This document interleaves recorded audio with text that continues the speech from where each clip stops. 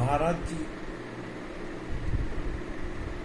बताएं, आस्था के पर्व छठ के दौरान प्रातःकाल और संध्याकाल सूर्य को अर्घ दिया जाता है।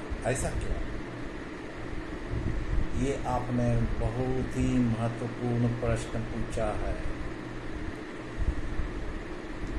अर्घ देने का समय प्रातःकाल और संध्याकाल इसलिए होता है कि अगर हम हमारे शास्त्रों के अनुसार, योगाचार के अनुसार अपने जीवन शैली को बनाना चाहते हैं तो हमें संध्याकाल और प्रातःकाल का महत्व को समझना होगा हमारे जीवन में, दिनचर्या में। उसका कारण ये है कि देखो, प्रातःकाल जब हम उठते हैं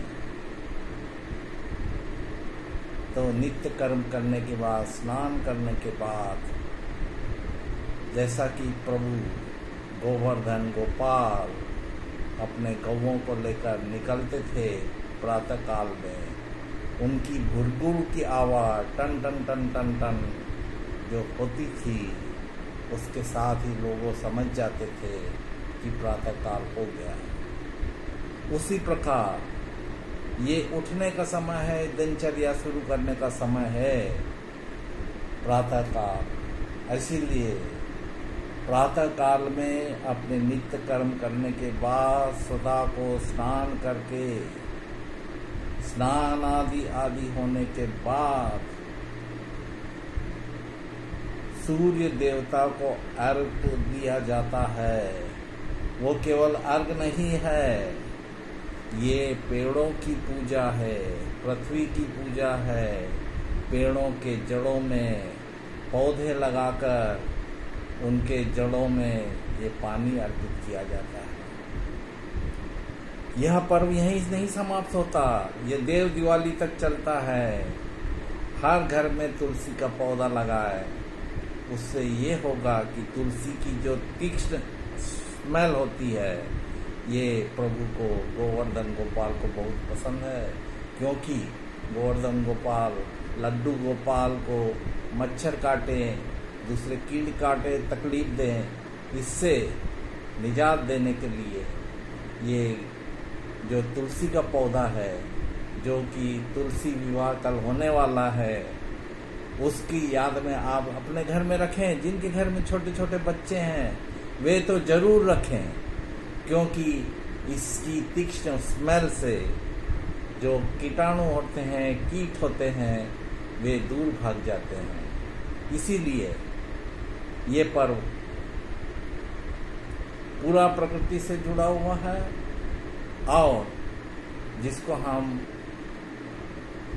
तुलसी विवाह बोलते हैं, तुलसी विवाह जो कि 30 तारीख को आने वाला है, तब तक चलेगा। अतः ये तो प्रातःकाल हुआ। अब संध्याकाल बताते हैं।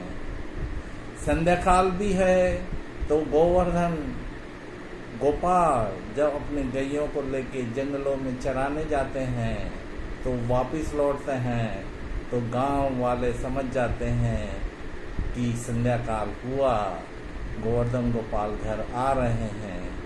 और वो लोग क्या करते हैं कि गांव में आते ही वो स्नान आदि करते हैं और फिर वो जल अर्पित करते हैं पेड़ों को। फिर से संध्याकाल पेड़ों को, पौधों को पानी चढ़ाने का सही समय है सुबह और शाम। दोपहर को नहीं चढ़ाना चाहिए, सुबह और शाम। ये तो उसका महत्व हो गया संध्याकाल का और प्रातःकाल का। इसको हम ये भी बोलते हैं कि इसका विशेष नाम है, जिसे हम कहते हैं कि गोधूली बेला, प्रातःकाल और संध्याकाल। इस गोधूली बेला में हमें प्रभु का नाम जपना चाहिए, मुझे अपना बचपन याद है। सुबह हम जाते थे तो कोई हमें कुछ नहीं बोलता था, हम कर्म करने जा रहे हैं, आज नौकरी करते हैं, ये करते हैं, तो आप घर से निकले उसके पहले नित्य कर्म करने के पहले ऐसे पेड़ों में जल अर्पित करें, जिससे कि पेड़ और भी सुशोभित हो। और उसके बाद संध्या काल जब वापस लौटे तो स्वतः को हर कोई अपने घर में आते से ही हाथ पैर धोता है, स्नान करता है और फिर ही निद्रा में लीन होता है। इसीलिए गोधूली बेला का विशेष महत्व है। इसे संधि काल भी कहा जाता है, क्योंकि इस काल में रात्रि और दिन इन दोनों के बीच में जो समय होता है वो मिलन होता है उनका। सुबह भी वही है और शाम को भी वही है, इसीलिए इसका विशेष महत्व है। और इसी दौरान प्रभु की साधना करना चाहिए। हमारा सुबह जब हम निकलते हैं तो हम ऊर्जा से भरे होते हैं, कर्म करने जाते हैं, काम करते हैं, लौटते हैं तो संध्या काल को आते हैं, तो संध्या काल को फिर से आप ऊर्जावान हो जाते हैं, क्योंकि डूबते सूरज को आप अर्घ्य दे रहे हैं तो रोशनी आपको पड़ती है, आपको ऊर्जा मिलती है। तो यही संध्या काल, जिसे हम बोलते संधि प्रकाश काल कहते हैं, सुबह की किरणें और शाम की किरणें आपको जीवन में बहुत कुछ देती है। इसीलिए कहते थे कि शाम को घर पहुंचो, सुबह जाओ और शाम को संधि प्रकाश काल में घर वापिस आ जाओ, जैसे कि लड्डू गोपाल वापिस आते थे। धन्यवाद, आपको ये बातें समझ में आ गई जो समझाने में मुझे, क्योंकि भाषा में समझाना पड़ता है तो वर्ड में थोड़ी प्रॉब्लम हो जाती है। Thank you very much. अपने जीवन में इस प्रश्न को जरूर अपनाएं।